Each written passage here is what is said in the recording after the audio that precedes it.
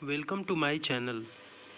आज का जो मेरा टॉपिक है वो इस stock market crash is coming soon. और ये जो टॉपिक है मेरा वो लीजेंडरी इन्वेस्टर वॉरेन बफे जी से रिलेट करता है। आप गूगल में जा कर के सर्च करिएगा कि वॉरेन बफे इस वक्त कितने कैश के साथ बैठे हुए हैं। आपको सिंपली गूगल में ये टाइप करना है कि Warren Buffett is sitting on how much cash, और जो फिगर आपके सामने आने वाली है उसे देख करके आप हैरान होने वाले हैं। चलिए मैं आपको बता देता हूँ कि वो फिगर कितनी है। ये जो फिगर है इन्होंने अपने बैंक अकाउंट में रखा हुआ है और ये चाहे तो कहीं भी इन्वेस्ट कर सकते हैं। फिगर है 138 बिलियन डॉलर। अब जब $1 को जब आप इंडियन रुपीस में कन्वर्ट करेंगे तो वो $1 बिलियन को जब आप इंडियन रुपीस में कन्वर्ट करते हैं तो तकरीबन आपका अमाउंट आता है 7,500 करोड़। ठीक है, 7,500 करोड़। इसके बाद जैसा कि मैंने आपको बताया कि 138 बिलियन डॉलर है। ठीक है, तो 138 बिलियन डॉलर इंटू 7,500 करोड़, तो ये कितना अमाउंट आ गया? लगभग 10,35,000। ठीक है, अब 10,35,000 करोड़ है तो करोड़ के आगे में आपको ज़ीरो ऐड कर देना है। 1 करोड़ का 1 2 3 4 5 6 7।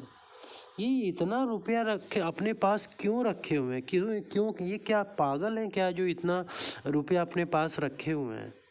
इसके पीछे क्या क्या कारण है?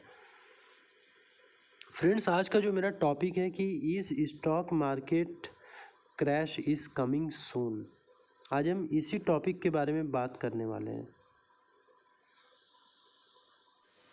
सो फ्रेंड्स, अभी आपने देखा कि वॉरेन बफे 10,35,000 करोड़ के कैश पे बैठे हुए हैं। वो क्या करेंगे इन रुपयों का, कहाँ पे इन्वेस्ट करेंगे? ये अपने आप में एक बड़ा सवाल है। फ्रेंड्स, जो बुल रन आप अभी एक्सपीरियंस कर रहे हैं स्टॉक मार्केट में, उस बुल रन को कभी किसी ने भी एक्सपेक्ट नहीं किया था। यदि एक्सपेक्ट किया होता है तो शायद लोग पैसा इन्वेस्ट कर चुके होते और आज बहुत अमीर बन गए होते। फ्रेंड्स, यदि आप निफ्टी 50 के इस चार्ट को यदि आप यहाँ पे देखेंगे तो जो निफ्टी पहले 10,300 के आसपास हुआ करता था सितंबर में, वो निफ्टी आज 17,300 पे आज वो ट्रेड कर रहा है। यानी एक साल में 6,000 पॉइंट की जंप, ये एक अनएक्सपेक्टेड जंप थी। सवाल ये उठता है कि यदि निफ्टी ने एक साल में इतना ज़्यादा जंप ले लिया है तो क्या इसके अंदर आने वाले समय में क्या गिरावट की संभावना है? ये अपने आप में एक बहुत बड़ा क्वेश्चन है, क्योंकि जब से लॉकडाउन ओपन हुआ है कोरोना वायरस के केसेस में रिकवरी आई है और निफ्टी में इतना बड़ा जंप एक अनएक्सपेक्टेड जंप था। ठीक है, तो अब सवाल ये उठता है कि क्या ये क्रैश करेगा आने वाले समय में? तो इस वीडियो में आज हम बात करेंगे इसके बारे में डिटेल में फ्रेंड्स। सो आप में से बहुत सारे लोग ये कहेंगे कि सर इसका रीज़न ये है कि निफ्टी 6,000 पॉइंट इसलिए भागा है क्योंकि कोरोना काल में जो लोग घर पे बैठे हुए थे उनके पास करने को कुछ नहीं था, तो उन्होंने नए नए डीमेट अकाउंट्स खुलवा करके वे स्टॉक मार्केट में एक नए इन्वेस्टर बने हैं। ठीक है, वो एक नए इन्वेस्टर के रूप में यहाँ स्टॉक मार्केट में वो आए और आने के बाद उनकी जो कैटेगरी है वो रिटेलर्स के रूप में हो गई। ठीक है, तो एक रिटेलर्स के रूप में उन्होंने स्टॉक मार्केट में अपना पैसा इन्वेस्ट करना चालू कर दिया। तो रिटेलर्स बेसिकली कितना पैसा इन्वेस्ट कर सकता है? मतलब 1,000 रुपये, 2,000 रुपये, 50,000, 1 लाख, 10 लाख, 20 लाख, 1 करोड़। तो रिटेलर्स की लिमिट इतनी ही है। तो ये एक वैलिड रीज़न हो सकता है कि निफ्टी 6,000 पॉइंट यदि का मूवमेंट यदि दिया है तो उसमें रिटेलर्स की पार्टिसिपेशंस रही है। ठीक है, लेकिन यदि 1 करोड़ के ऊपर जो लोग स्टॉक मार्केट में इन्वेस्ट किए हैं ठीक है, किसी के पास 50 करोड़ है, 100 करोड़ है, 500 करोड़ है, तो उनकी जो कैटेगरी है वो HNI की है, यानी हाई नेटवर्थ इंडिविजुअल।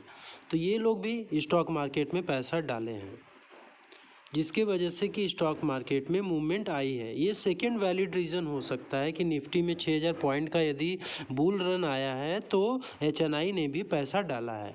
अब इनकी भी अपनी एक लिमिट है, क्योंकि वो 1000 करोड़ तक रुपए इसमें डाल सकते हैं। उसके ऊपर फिर जब हम बढ़ेंगे तो उसके ऊपर भी लोग हैं, जैसे लोग कहते हैं हर किसी का कोई बाप होता है।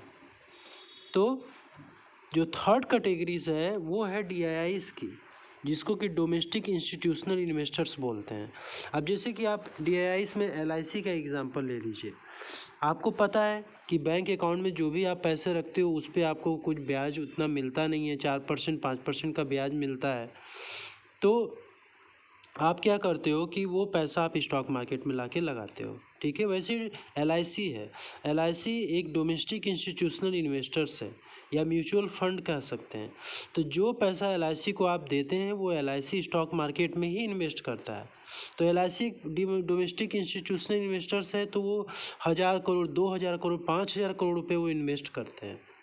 अब आते हैं फोर्थ कैटेगरीज की, जिन्होंने कि स्टॉक मार्केट में पैसे लगाए हैं, वो है FIIs यानी फॉरेन इंस्टीट्यूशनल इन्वेस्टर। तो आपको पता होगा कि अमेरिका में ट्रिलियंस ऑफ डॉलर्स ने नोट छपी थी पिछले सालों में। तो जब इतने सारे नोट्स जब छपे, लोगों के पास पैसे आए, तो उनको तो अपने कंट्री में, जैसे आप अमेरिका ले लीजिए या स्विट्ज़रलैंड ले लीजिए, यहाँ तो आपको सेविंग अकाउंट पे 4% 5% का ब्याज मिल भी जाता है, लेकिन US में ऐसा नहीं होता है। तो वहाँ पे जो बड़ी बड़ी इंस्टीट्यूशंस हैं जिनके पास की बहुत पैसे हैं, तो वो अपने पैसे को कहाँ इन्वेस्ट करेंगे। तो इंडिया एक इमर्जिंग मार्केट है फ्रेंड्स, इस समय वो डेवलपिंग कंट्री से डेवलप्ड की तरफ बढ़ रही है। तो वो FIIs इंडियन मार्केट में उन्होंने इन्वेस्ट करना चालू किया। आप देखेंगे कि जब आप FIIs के इन्वेस्टमेंट का ट्रेंड देखेंगे तो पिछले साल के से लेके अब तक में FIIs ने जम करके पैसा इंडियन स्टॉक मार्केट में डाला है, तो जिसके वजह से कि स्टॉक मार्केट बढ़ा हुआ है। तो ये फोर्थ वैलिड रीज़न हो सकता है। तो ये 4 वैलिड रीज़न मैंने आपको समझाया कि ये 4 रीज़न से हो सकता है स्टॉक मार्केट में जो बढ़ोतरी हुई है। और आप भी बोलेंगे कि सर ऐसा हो सकता है कि ये चारों लोगों ने पैसा इसमें लगाए हैं, जिसकी वजह से कि मार्केट इस समय 6000 पॉइंट्स की उछाल पे चल रहा है। तो क्या ये एक बबल है, ये कभी भी बर्स्ट हो सकता है, क्वेश्चन अराइज होता है। तो बबल, तो क्या ये बर्स्ट एक दिन में होगा? नहीं, ये धीरे धीरे बबल बर्स्ट होता है। तो इसमें क्या होता है, जब FII सेलिंग करते हैं, ठीक है, तो उस समय DIIs बाइंग करते हैं, ठीक है। जब ये लोग सेल करेंगे तो DIIs बाई करते हैं। तो इसी तरीके से रोज़ स्टॉक मार्केट्स में पैसा जाता है, पैसा आता है, लोग निकालते हैं, लोग जमा करते हैं, ठीक है। तो मार्केट इस तरीके से चलता है। तो स्टॉक मार्केट क्रैश तभी करेगा फ्रेंड्स जब FIIs और DIIs दोनों बिकवाली करेंगे, यानी कि जब ये दोनों बिकवाली करने लगते हैं तो रिटेलर्स की और HNIs की बैंड बजना चालू हो जाती है, ठीक है। तो ये दोनों जब सेल करेंगे तब प्रॉब्लम्स मार्केट में आने के चांसेस बहुत हाई हैं, मार्केट क्रैश कर सकता है। अब मैं आपको कुछ इंडिकेटर्स बताऊंगा जिसके बेसिस पे आपको एक एस्टीमेट आप लगा पाओगे कि ये मार्केट क्या क्रैश हो सकता है कि नहीं हो सकता है। तो चलिए फ्रेंड्स, उस इंडिकेटर्स के बारे में हम देखते हैं। सो फ्रेंड्स, जिस इंडिकेटर के बारे में मैं आपसे बात करना चाहता था उसमें पहला इंडिकेटर है market capitalization to GDP ratio. इसे वॉरेन बफे इंडिकेटर भी कहा जाता है। तो ये बेसिकली क्या होता है, इंडिया में इसको लोग यूज़ करते हैं कि नहीं करते हैं, इसको लेकर के काफ़ी आर्गूमेंट्स हैं, लेकिन मैं ये बताऊंगा कि ये क्या होता है और कैसे काम करता है, इसके बारे में मैं आपसे बात करूंगा, ठीक है। ये जो market capitalization to GDP ratio है, ये बताता है कि मार्केट ओवर वैल्यूड है कि नहीं है। तो बेसिकली जो वॉरेन बफे इंडिकेटर है वो ये बताता है कि यदि मार्केट कैप चाहे जो भी हो, तो तो पूरे इंडिया का यदि पूरी मार्केट कैपिटलाइजेशन यानी पूरे इंडिया का मार्केट कैप जब हम जीडीपी से कंपेयर करते हैं इंडिया के जीडीपी से, तो उसमें यदि 75% से ज़्यादा यदि हमारा मार्केट कैपिटलाइजेशन है इंडिया का, तो उस केस में मार्केट ओवर वैल्यूड माना जाता है। जैसे कि आपकी इंडिया की जीडीपी जो भी हो, ठीक है, यदि उससे मार्केट कैपिटलाइजेशन यानी स्टॉक मार्केट की कैपिटलाइजेशन यदि इंडिया के जीडीपी से 75% यदि ज़्यादा है, ठीक है, यानी जैसे यहाँ पे आप ले लीजिए, यहाँ पे मार्केट कैप हो गया, यदि वो इंडिया के जीडीपी से 75% यदि ज़्यादा है तो मार्केट ओवर वैल्यूड माना जाता है वॉरेन बफे इंडिकेटर के अकॉर्डिंग। फ्रेंड्स, आप यहाँ पे देख सकते हैं कि जब 2008 में GDP market capitalization to GDP ratio जो था वो 103 पे था 2008-9 में, ठीक है। तो उस समय मार्केट में क्रैश आया था, आप देख रहे हैं। और इस समय आप 18/3/2021 का स्टेटस यदि आप देखें तो इस समय जो इंडिया का जो मार्केट कैपिटलाइजेशन टू जो जीडीपी रेशियो हो वो 104 है। तो 103 पे जब था तो मार्केट में क्रैश आया था, अभी ये 104 पे चल रहा है। तो क्या हम ये कह सकते हैं कि ये इंडियन स्टॉक मार्केट क्या क्रैश होने वाला है? अब ये तो समय ही बताएगा फ्रेंड्स, लेकिन इससे इस इंडिकेटर से हम एक अंदाज़ा लगा सकते हैं कि जो पास्ट में जो इंसिडेंट हुई है क्या वो अभी जब वो उस पैरामीटर पे पहुंच चुका है तो क्या फिर से वही इंसिडेंट दोहराई जाएगी?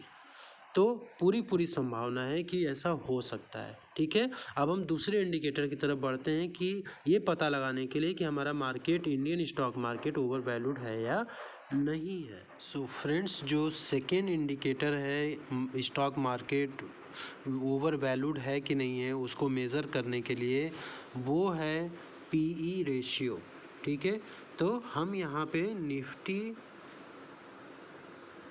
50 का पी रेशियो हम देखने जा रहे हैं, ठीक है।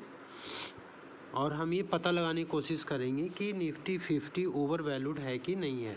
अब बात करते हैं कि पी रेशियो क्या होता है। जब हम फंडामेंटल एनालिसिस करते हैं स्टॉक का तो उसमें हम लोगों ने देखा था कि फंडामेंटल एनालिसिस में जो पी रेशियो होता है उसका मतलब क्या होता है। P ratio is equal to होता है किसी भी कंपनी का जो शेयर प्राइस है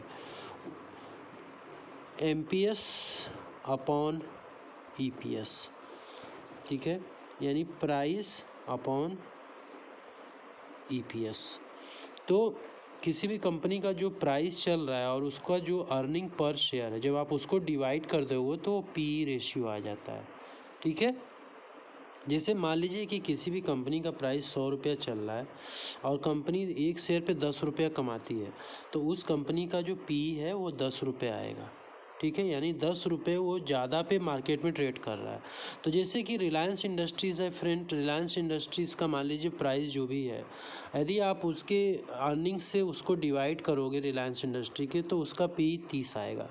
पीडीलाइट इंडस्ट्रीज़ का पी बहुत हाई होता है।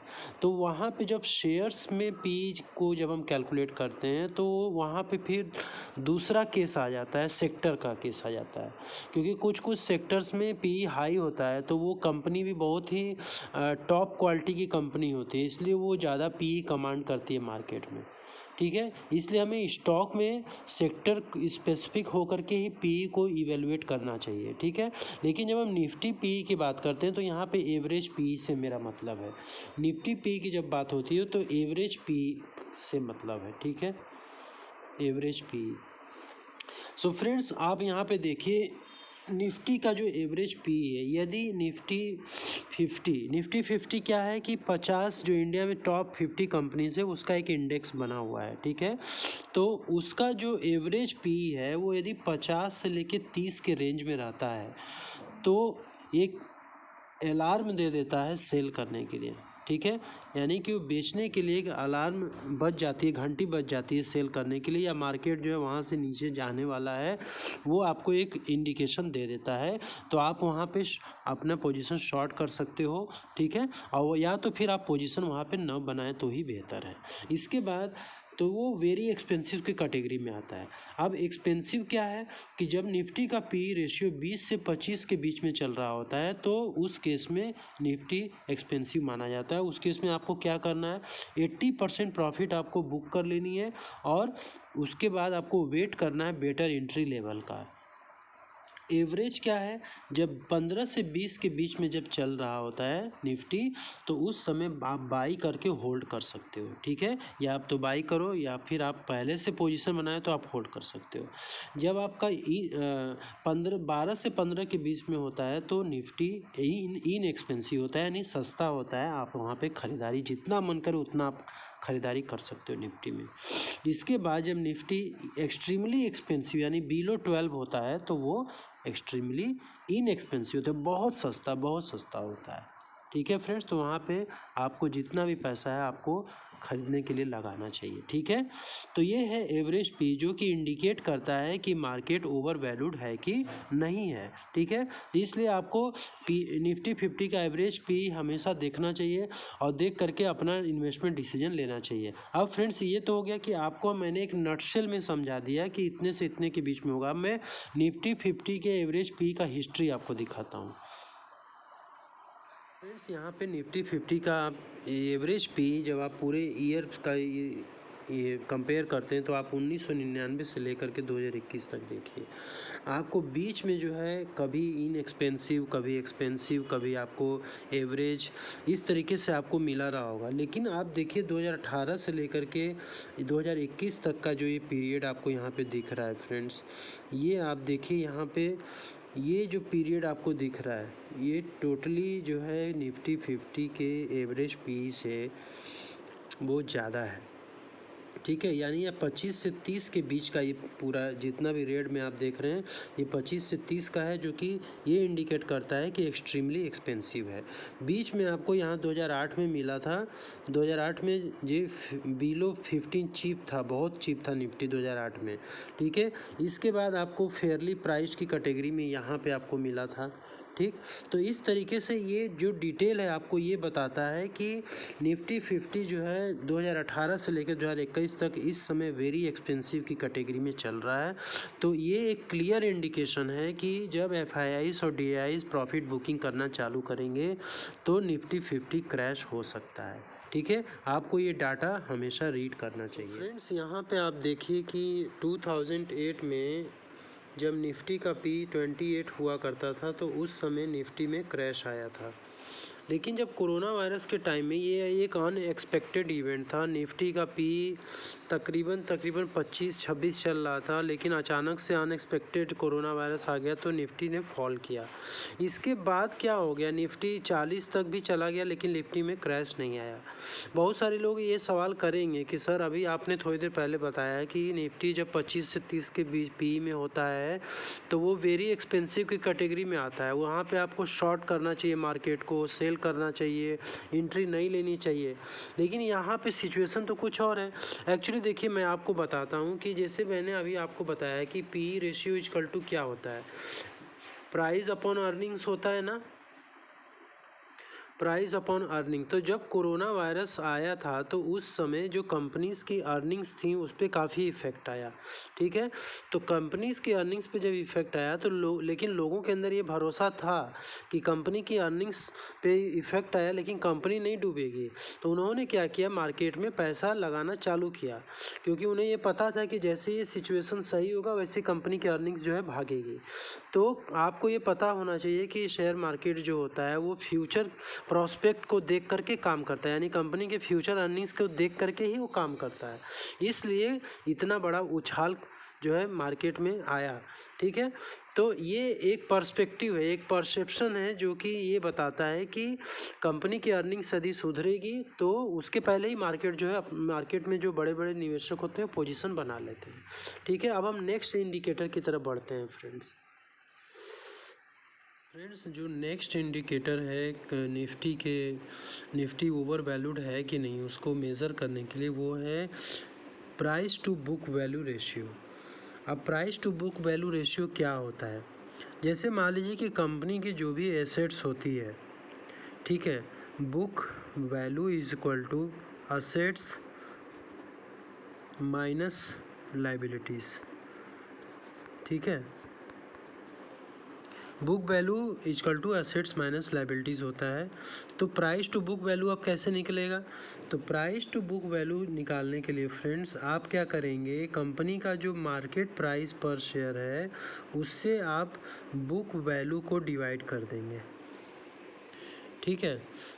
तो आपका प्राइस टू बुक वैल्यू निकल जाएगा। दरअसल प्राइस टू बुक वैल्यू होता क्या, मैं आपको बता दूं कि आप आप किसी भी कंपनी के शेयर्स को ख़रीदते हो तो उसके बदले में आपको एसेट्स उस कंपनी का कितना मिलता है, ठीक है। वर्स्ट केस सिनारियो में यदि कंपनी मान लीजिए कि डूब जाती है तो आप उस एसेट्स को बेचने से आपको कितना पैसा मिलेगा। जैसे मान लीजिए कि आपने कंपनी के 3 रुपये का आपने शेयर तीन शेयर आपने ख़रीदे हुए हैं और उस कंपनी का 1 रुपये का एसेट्स आपको मिल रहा है, तो वर्स्ट केस सिनारियो में आपको क्या मिलेगा? सारी कंपनी के एसेट्स सेल हो जाएगी, उसमें आपको क्या मिलेगा? कुछ नहीं मिलेगा। इसलिए निफ्टी 50 का price to book value ratio हमें जानना बहुत ज़रूरी है। दरअसल क्या होता है कि जो एवरेज लॉन्ग टर्म एवरेज जो पीवी रेशियो होता है निफ्टी 50 का वो 3 से लेके 3.5 होता है, ये 3.5 रुपये होता है, ठीक है। तो यदि 3.5 तक है तब तो कोई दिक्कत नहीं है, लेकिन यदि उसके ऊपर यदि चला जाता है प्राइस टू बुक वैल्यू तो वो वेरी एक्सपेंसिव की कैटेगरी में आ जाता है। अब आप यहाँ पे देख लीजिए कि 2008 में निफ्टी का जो प्राइस टू बुक वैल्यू था वो अराउंड 6 तक चला गया था।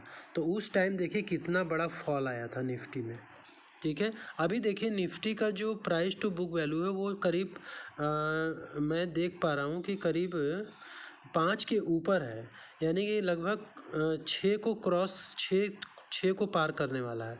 तो हमें अलर्ट होने की ज़रूरत है कि इस समय price to book value Nifty का हाई की तरफ बढ़ रहा है, ठीक है। तो हम लोग प्रेडिक्ट तो नहीं कर सकते, लेकिन एक अनुमान लगा सकते हैं कि इस तरीके की सिचुएशंस जब होती हैं तो मार्केट में पहले क्या हुआ है उसको देख के हम एक प्रेडिक्शन लगाते हैं, ठीक है फ्रेंड्स। तो इसलिए प्राइस टू बुक वैल्यू अभी निफ्टी का 4.6 के आसपास है, तो निफ्टी अभी वेरी एक्सपेंसिव की कैटेगरी में है। अब चलिए इसको थोड़ा हम डिटेल में देख लेते हैं कि इसका रेंज क्या होना चाहिए। सो फ्रेंड्स यहाँ पे आप देख रहे हैं कि निफ्टी का जो प्राइस टू बुक वैल्यू यदि ग्रेटर देन 4 है तो वो एक एक्सट्रीमली एक्सपेंसिव है, यानी मार्केट का वैल्यूएशन एक्सट्रीमली एक्सपेंसिव है। निफ्टी 50 के जितने भी स्टॉक्स हैं वो एक्सट्रीमली एक्सपेंसिव कैटेगरी में हैं। इस केस में इन्वेस्टर को क्या करना चाहिए? तो इन्वेस्टर को प्रॉफिट बुक करना चाहिए। इस समय जो मार्केट की सिचुएशन है वो प्रॉफिट बुक करने की है। यदि प्राइस टू बुक वैल्यू 2.75 से लेके 3.5 तक है तो फेयरली प्राइस्ड है, ठीक है। तो इन्वेस्टर कैन कंटिन्यू बाइंग और होल्ड एग्जिस्टिंग इन्वेस्टमेंट्स। आपको जो पहले से आपने इन्वेस्टमेंट करी उसको होल्ड कर सकते हैं या फिर आप कंटिन्यू बाई कर सकते हैं। यदि लेस देन 2 है तो बहुत ही चीप है। तो आपको ये लेस देन 2 वाला जो सिचुएशन है ये यदि मिलता है तो बहुत ही बेस्ट है। तो स्ट्रॉन्ग बाई सिग्नल है इन्वेस्टर के लिए। यहाँ पे इन्वेस्टर को बहुत लालच में आकर के बाई करना चाहिए, ठीक है। तो ये 3 सिनेरियो हैं जिसमें कि निफ्टी 50 के प्राइस टू बुक वैल्यू के अकॉर्डिंग आप उसके वैल्यूएशंस का पता लगा सकते हैं फ्रेंड्स। इसलिए अभी निफ्टी 50 जो है 4.6 के अराउंड में ऊपर की तरफ में बढ़ रहा है, 6 की तरफ में बढ़ रहा है, इसलिए आपको तुरंत चौकन्ना हो जाना चाहिए।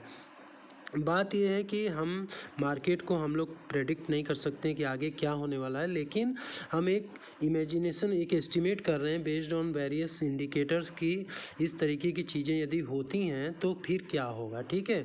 तो मार्केट को हमने जैसे शुरू में देखा था कि मार्केट को कौन गिरा सकता है, तो फ्रेंड्स जब तक FII और DII ये दोनों जब तक सेल नहीं करेंगे तब तक मार्केट में बड़ा फॉल नहीं आएगा, ये आप ध्यान रखिएगा।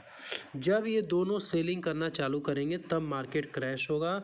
अदरवाइज़ एक बेचेगा दूसरा खरीदेगा, दूसरा बेचेगा पहला खरीदेगा, उस केस में कभी भी मार्केट में गिरावट नहीं आएगी, ठीक है। अभी बुल रन्स में अभी हम लोग चल रहे हैं और मार्केट को क्रैश होने के लिए क्या है कि जब निफ्टी 10% क्रैश कर गया तब आप मानिएगा कि अब वो बुल रन ख़त्म हो गया। अब धीरे धीरे हम लोग बियर्स की तरफ बढ़ रहे हैं।